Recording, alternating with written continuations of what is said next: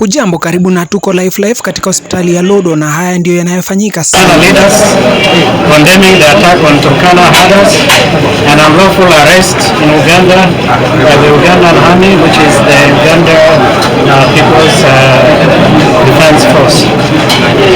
We, the leaders of Turkana County, strongly condemn the attack on the Turkana herders by the Ugandan army, U.P.D.F. This unprovoked attack resulted in the imprisonment of 32 Turkana male adults who have been court-martialed and sentenced to 20 years each, as well as the injury of 4 minors and 1 adult woman. It is evident that the Turkana male adults did not engage the U.P.D.F military, and the fact that minors and a woman were injured shows that the use of force by the U.P.D.F was disproportionate and unnecessary. In addition, hundreds of livestock were stolen by surrounding tribes, and the Turkana were targeted for disarmament when the Karamojong, who are also in the region, are highly armed and raid Turkana on a daily basis. Furthermore, we have reason to believe that U.P.D.F colluded with criminal elements against the Turkana, including in the continued rounding up of livestock for sale in meat markets in Kampala. Attack, 5 children and 1 woman, 1 mother were shot while running for safety. No one was armed except the U.P.D.F, and the locals did not fight back or even resist. Instead, they ran away for safety. The soldiers came into our homes and looted our property, breaking boxes and taking away valuables in our presence. They also tore our tents and picked up arrows and machetes. The U.P.D.F arrested 32 men and drove them to town on foot. They have since been through court proceedings, and it is alleged they will be sentenced this afternoon. The injured children and mother were lifted by the same U.P.D.F chopper they had used to fly in their 2nd Reinforcement Battalion. Additionally, the U.P.D.F rounded up all the cows and called the Bakora GA and some purports to come and identify their cows. There was no cattle raid or theft prior. What we need to do, and as our statement has indicated, that engagement between governments and engagements at a very regional level, because we are saying even in terms of organizing for efforts to do disarmament, which we fully support as the Turkana County leadership, that needs to consider regional integration and understanding between those presidents. It requires a regional strategy, it requires a regional framework, it requires all the people to be involved so that we don't feel like one community is killed or is affected, or it is one community feels that the East African region where these pastoralists occupy has enormous resources that if these countries, if the presidents of these countries come together with the leaderships or the local leaderships of this region, we are able to eliminate use of firearms against innocent civilians, because we in the Turkana County government and the government of Kenya do not allow people to carry firearms, illegal firearms, and to use them to commit crimes.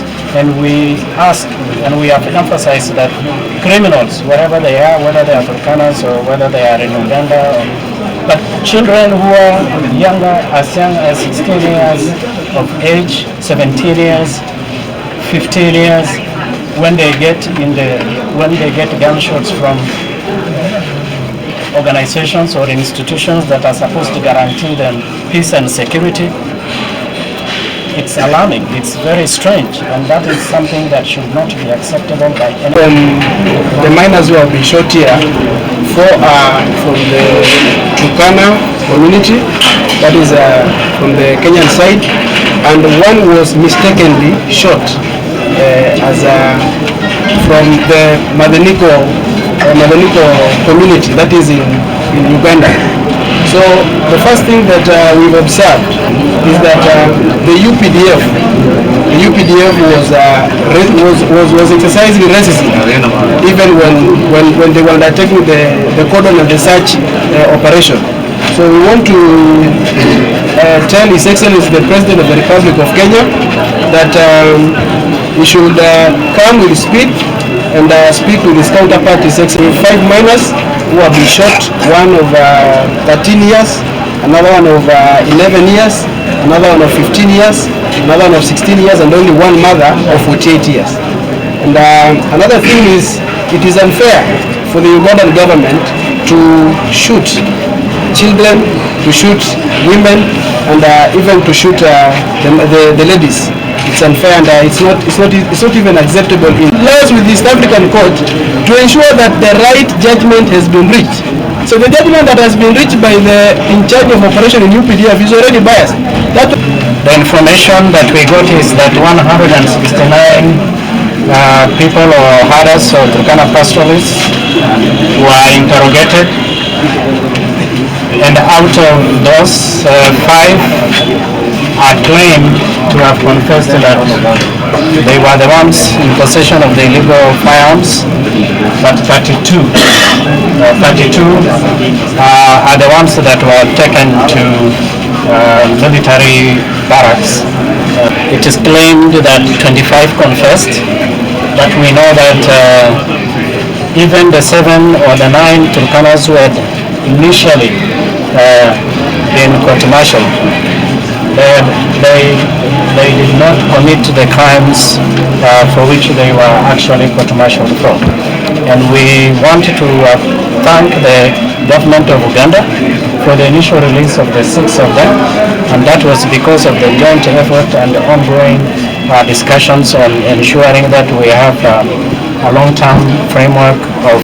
It is sad to hear that 32 Turkanas were jailed in Uganda for a period of 20 years. You can imagine 20 years Kenyans are jailed in Uganda. This is sad, a gesture to show that there is no integration. We want to say that the martial courts normally do not have the jurisdiction of handling cases that relate to civilians, but they have the jurisdiction of dealing with the armed forces. So it is erroneous for the Uganda government to handle civilians from Kenya badly. Thank you, members of the further stage. I am Samuel Aliwe, the chairperson of County Security, Administration and Disaster Management, as well as the MCA level at work. This time I want to reprimand the heinous activity that has been committed to the civilians by the U.P.D.F. The U.P.D.F. is a trained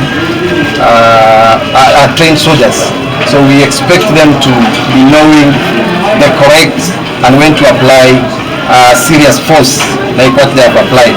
But looking at the minors that have been shot, and then we look at the careless use of the gallant and trained soldiers on the ammunitions. Secondly, in a mutual relationship. So when it comes to when our people, maybe for one reason or another, they are suspected for something maybe not good, it is not correct, it's not advisable, it's not good that the soldiers apply excessive force like what has happened, and to see that our people were taken to the armed forces courts. That is not correct, it's not good, it cannot be encouraged. So I want to ask the government of Uganda that what it has been done can easily interfere with the mutual relationship that Uganda and Kenya has always been having, and therefore the government should move with a lot of speed so that we can resolve this, that it cannot spread and maybe affect what has been always there between Kenya and Uganda. Because if it continues like this, then it means even the good things that we have always been sharing with Ugandans can easily go into the waters, and that will hardly affect, it can hardly hit Uganda more than Kenya. And we want to remember what has always been said of the U.P.D.F.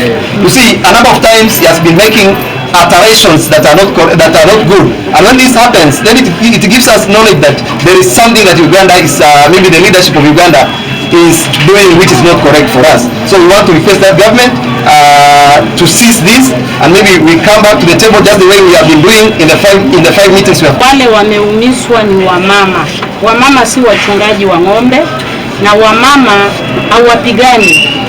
Wamama na watoto hawakukuwa na mabunduki, lakini wamama wetu wameumizwa, wengine wamebaki msituni, hatujui mali wamefika. Mimi kama mama ni moja, mawazo yangu kwa Museveni, kwa sababu ni askari wa Museveni wanapiga wa Kenya. Mimi naweza sema wametumwa, kwa sababu askari wetu wakienda kupiga watu Uganda, Museveni atasema ama first lady aongeleshe yeye na waongeleshe wanajeshi ya kwamba vita gani kila mara wanajeshi wa Uganda wanachukua ng'ombe zetu na hatujui mali wanapeleka, na sisi tunawachilia watu wetu hapa kwa sababu ya amani yenye imesemekana iko. President wa Uganda angetuambia sisi Waturkana wasiingie Uganda, hatungeingia. Vile tunaongea hivi, watu wa Uganda wako mahali hapa wanafanya biashara. Wanaleta mboga, wanaleta cabbage, wanaleta mahindi, na sisi tunanunuana. Na sisi tunataka hiyo amani yetu iendelee. Wamama wa Uganda wakuje Kenya, na sisi wamama wa Kenya tuende Uganda. Askari wanatureniwa kuchunga raia, na kama vijana wetu walikuwa wamekosa, wangeshikwa wapelekwe kwa jela ya Uganda. Na sisi wa Kenya, viongozi wa Kenya, tujulishwe ya kwamba watu wenu wamekosa, si kupiga risasi wa mama. Ningependa Umoja wa Mataifa iingilie hii maneno. Kuja Kenya, pengine ndio yeye amekuja kwa njia nyingine ya shortcut.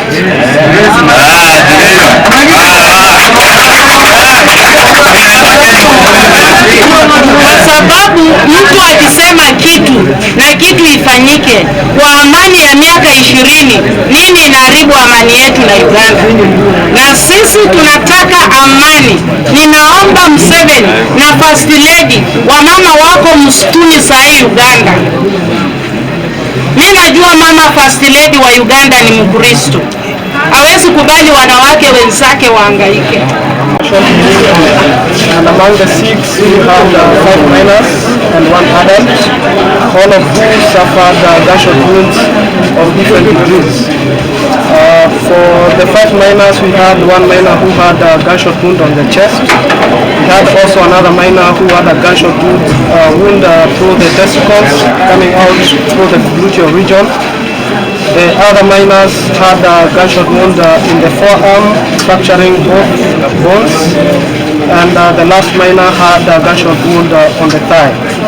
On the adult, she had a gunshot wound on the forearm involving the back. Currently, on receiving the patients, the patients are they are stable. We are currently doing investigations and planning the course of management.